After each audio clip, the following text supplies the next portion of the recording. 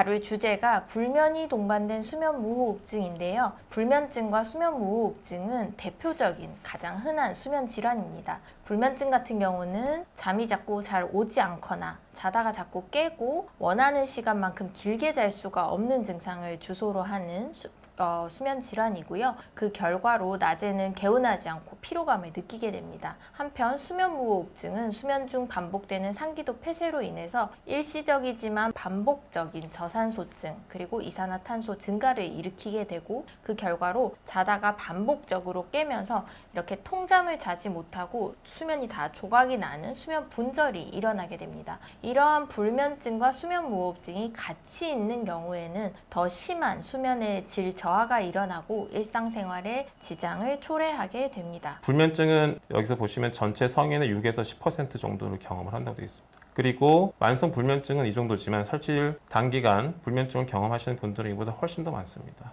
그리고 수면 무호흡증은 전체 성인의 한 10% 정도를 경험한다고 보고가 되어 있는데 불면증으로 병원을 방문한 환자의 30에서 40%는 수면 무호흡증이 동반되어 있다고 거의 3분의 1에서 절반 정도는 갖고 있는데 아마 불면증 환자분들이 모르고 지내시는 경우도 많이 있을 거라고 생각이 듭니다. 그리고 수면 무호흡증으로 병원을 방문한 환자에서 30에서 50% 역시 또 불면증이 동반되는 걸 알 수가 있고요. 상당히 겹치는 게 많죠. 그래서 그 중간에 보이는 이 부분이 불면증이 동반된 수면 무호흡증이고 계산해보면 대략 한 3에서 7% 정도의 유병률을 보이는 걸 알 수 있습니다. 그러니까 전체 일반 성인의 100명 중에 3명에서 7명은 있다는 걸 탔는데 많죠. 네, 여기서 한 번쯤 궁금해 하실 것은 그러면 불면이 동반된 수면 무호흡증 같은 경우는 그냥 불면증 치료, 그냥 수면 무호흡증 치료와 뭔가 다른 게 있는지가 궁금하실 것 같아요. 우측에 있는 게 수면 무호흡증에서 사용하는 양압기입니다. 물론 치료가 양압기만 있는 건 아니고요. 해부학적으로 상기도나 구강 쪽에서 좁아져 있어서 수술적으로 해결할 수 있으면 수술적인 치료도 해볼 수가 있고 수술도 어렵고 양압기도 적응을 잘 못하면은 구강 내 보조 장치를 써볼 수도 있습니다. 양압기는 그냥 간단히 말씀드리면 말 그대로 바람을 불어넣어줘서 공기가 통과하는 길을 열어주는 거죠. 산소를 주거나 이건 아닙니다. 불면증은 수면제나 이런 치료를 하게 되죠. 그래서 수면제 같은 경우에는 가장 많이 알고 계신 게 졸피뎀 성분인 스틸록스를 아마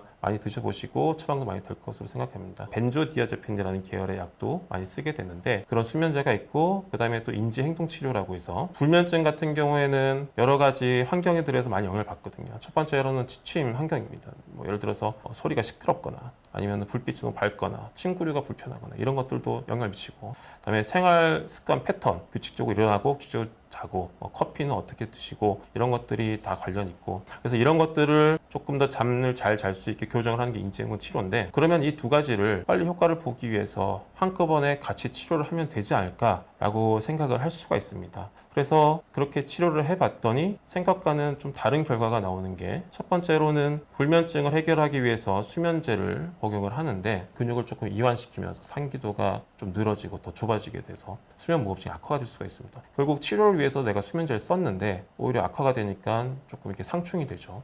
두 번째로는 수면 제한에 의해서 이게 뭐냐면 앞에 말씀드렸던 인지행동 치료 중에 하나입니다. 불면증 환자분들은 수면이 많이 조각나 있거든요. 수면을 제한하면은 어떤 수면에 대한 욕구를 조금씩 계속 쌓이게 됩니다. 그러면서 마지막에 최대한 수면 욕구가 쌓였을 때 그때 잠을 자고 최대 효율적으로 자기 위해서 하는 건데 결국 이 치료 과정에서는 수면 시간이 이제 짧아질 수가 있거든요. 근데 수면 무호흡증 환자분들은 보통 낮에 졸림이나 이런 것들이 많이 심한데 수면 제한, 이거 치료를 위해서 수면 제한을 했더니 오히려 수면 무호흡증이 더 나빠질 수도 있는 그런 측면도 있고요. 세 번째는 불면증 환자분들은 양압기 적응이 쉽지가 않거든요. 치료에 대해서 좀 정리해서 말씀을 드리면 불면증을 포함해서 수면장애 치료는 본인의 의지가 상당히 중요한 것 같아요. 불면증이 동반된 수면 무호흡증이 천편일률적으로 다 똑같지 않습니다. 앞에서 말씀드린 어떤 패턴의 차이가 있는데 중간에 자주 깨는 불면증의 경우에는 조금은 더 수면 무호흡증에 가까운 것 같아요. 그래서 그런 분들은 양압기를 쓰시더라도 바로 양압기 치료를 하더라도 어느 정도 적응이 되는 것 같고요. 그 치료를 통해서 불면증도 좋아지는 것 같습니다.